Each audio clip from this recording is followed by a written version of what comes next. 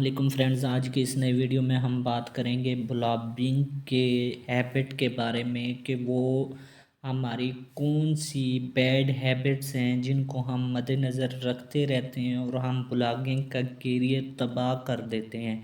तो उन हैबिट्स को ख़त्म करने के लिए आज मैं आपके साथ 5 जो आपकी बैड हैबिट्स हैं वो ख़त्म करवाऊँगा या आपके साथ शेयर कर दूंगा। आगे आपकी मर्ज़ी, आप ख़त्म करें या इसको ना करें। तो सबसे पहले हम आ जाते हैं अपनी ब्लॉगिंग की वेबसाइट में और सबसे पहले हम मद्देनज़र रख लेते हैं इसको कि हम ब्लॉगिंग पहले सीखते कहाँ से हैं। सबसे पहले तो आपके पास एक ऐसा जो आपका वे होना चाहिए जहाँ से आप ब्लॉगिंग सीख रहे हैं, या आपके पास ऐसा कोर्स होना चाहिए या आपका ऐसा मेंटोर होना चाहिए जिससे आप प्रॉपरली जो है ब्लॉगिंग का करियर जो है वो अपना स्टार्ट करवाना चाह रहे हैं, तो उसको मज़ीद आप डिटेल्ड के साथ सीखना चाह रहे हैं। तो उसमें देखिए कि अगर आपको कुछ फ़ायदा हो रहा है तो उसको कंटिन्यू रखिए। अगर आपको उससे फ़ायदा नहीं हो रहा तो वहाँ से डिस अप्रूव हो जाइए, यानी कि वहाँ से एग्ज़िट मार लीजिए। तो सबसे पहले तो आपके पास कोई मेंटोर अच्छा सा होना चाहिए। अगर आप ऑनलाइन यूट्यूब से सीखना चाहते हैं तो मैं आपको रेकमेंड करूँगा, बहुत से दोस्त हैं, अगर आप हिशाम सरवर साहब जो हैं वो ब्लॉगिंग सिखाते हैं तो आप वहाँ से जो अपनी नॉलेज है या डीजी स्किल से अपनी नॉलेज आसानी तरीके के साथ या बेसिक आप वहाँ से सीख सकते हैं। अगर आप एडवांस का कोर्स करना चाहते हैं तो इस्माइल ब्लॉगर साहब हैं, ये भी अच्छा आपको कोर्स करवाएंगे। उसके बाद अगर आप प्रीमियम नॉलेज और मज़ीद लेना चाहते हैं तो आप कोई एक प्रीमियम कोर्स आप कर लीजिए, वो भी मैं आपको रेकमेंड कर दूंगा। अगर आप चाहेंगे तो आपको मैं वो लिंक भेज दूंगा। उसके बाद आ जाते हैं, जब भी आप ब्लॉगिंग करियर में इंटर होते हैं तो आपने क्या होता है, अपनी वेबसाइट जो बना ली होती है उसका सबसे पहले जो कंटेंट है वो आपने रियल डालना होता है। कोई आपने उसमें कंटेंट में ये होता है कि आप कंटेंट रियल बनाते हैं या उसमें ये इस तरह के, जैसे एक आपको मैं आपकी एग्जांपल के तौर पर वेबसाइट शो करा रहा हूँ। यहाँ पे देखिए, क्रैक डाउनलोड, इस टाइप की जो भी आप वेबसाइट बनाते हैं तो उसमें ये ख्याल रखिए कि आपको एडसेंस अप्रूवल यानी कि पैसा कमाने से पहले ये आपको नहीं करना। और अगर आप इस तरह के आर्टिकल लिखना चाह रहे हैं जहाँ पे देखें कि उसकी कोई वैल्यू नहीं है और आप उसको एडिट करके या इस तरह से क्रिएट करके लिख देते हैं, तो ये भी आपके ब्लॉगिंग करियर की तबाही का बायस बनता है। उसके बाद तीसरे नंबर पे मैं आपको कहूँगा कि अगर आप कोई भी कंटेंट लिखते हैं तो उसमें आपने कीवर्ड स्टफिंग नहीं करनी।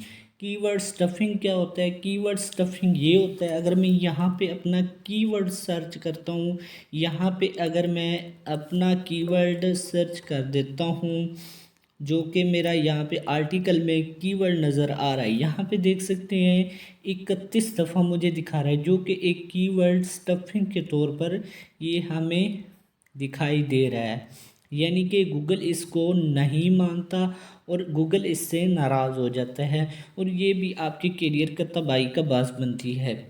उसके बाद आ जाते हैं कि आप जो चौथे नंबर पे है, आप अपने ब्लॉग में किस तरह का किस तरह का एक स्ट्रक्चर कायम करते हैं ब्लॉग का। सबसे पहले अगर मैं आपको बात करूँ इस कीवर्ड स्टफिंग को साइड पे रखते हुए, तो यहाँ पे देखें आर्टिकल उसने कैसे लिखा है। यहाँ पे एक पोस्ट है, उसकी इमेज डाली हुई है। उसके बाद यहाँ पे list of content, types of content जिसको कहते हैं, तो यहाँ पे वो नज़र आ रहा है जहाँ पे लिस्ट सारी शुमार हो रही है। यहाँ पे टेबल ऑफ कंटेंट भी इसे कहते हैं, ये सामने दिखाई दे रहा है।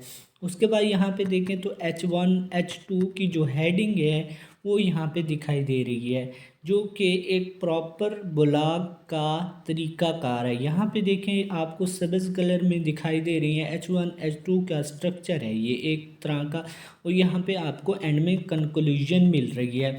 तो इस तरह की जो है आप अगर स्ट्रक्चर कायम करके इसको बनाते हैं तो ये आपको अच्छी आदत है। अगर आप इस तरह का कंटेंट, जिस तरह से पहले मैंने आपको एक पोस्ट दिखाई है ये वाली, इसमें देखें तो आप कोई भी स्ट्रक्चर नहीं है, यहाँ पे देखें ये देख सकते हैं। तो इस तरह का आर्टिकल आपने नहीं लिखने, और ये आपने अपनी आदत जो है वो इसको ख़त्म करना है। तो ये हैं 4 तरीके। और 5वां तरीका ये है कि अगर आप अपने ब्लॉगिंग करियर के साथ सीरियस हैं तो अपने ऊपर इन्वेस्ट करना सीखें। यानी कोई भी टूल ऐसा लीजिए जिसमें आपको कीवर्ड की रिसर्च अच्छे से मिल रही हो, और कीवर्ड रिसर्च भी अच्छे तरीके के साथ करने के साथ साथ आपका ब्लॉगिंग जो ब्लॉग होते हैं या पोस्टें होती हैं, आप उसको भी अच्छे तरीके से अपने रैंकिंग में ला सकते हैं। उसके बाद अगर इसको आप मैनुअली पढ़ना भी चाहेंगे, या आप यहाँ पे आके मेरे चैनल स्किल फंडा में आप यहाँ पे अपनी राय भी दीजिए और इसको रीड भी करिए कि वो 5 कौन सी हैबिट हैं जो आप यहाँ से देख सकते हैं। एक मैं हेडिंग और भी ऐड कर देता हूँ इसमें, हैबिट जो आपकी है वो है पोस्टिंग वेरी रैंडमली, यानी कि आपने रैंडमली पोस्टिंग करते नहीं रहना, या इस तरह कह लें कि आप ऐसी पोस्टिंग करते रहते हैं जिसका कोई वे भी नहीं होता और जिसका कोई फ़ायदा भी नहीं हो रहा होता। तो ऐसी पोस्टों से भी आपने इज्तनाब करना है, और अपनी जो पोस्टें हैं वो ऐसे कोई टूल भी नहीं डाल देना जैसे कि ऑटो ब्लॉगिंग है। ऑटो ब्लॉगिंग आप उसमें इंटर कर सकते हैं, लेकिन उसका भी एक वे है। लेकिन अगर आपने ऑटो के ऐसे कोई प्लगइन इंस्टॉल कर दिए जो आप बार बार आपकी जो है पोस्टें डलती रहेंगी, तो ऐसा आपने हरगिज़ नहीं करना। अगर आप करियर के साथ, ये अपने करियर के साथ अच्छा हैं, या अपने करियर के साथ अपने सीरियस मोड में हैं, तो ऐसी हैबिट्स को आपने दूर रखना है, स्टॉप करना है, और आपने एक अच्छे ब्लॉगर बनने के लिए आपने सही वे का इंतखाब करना है।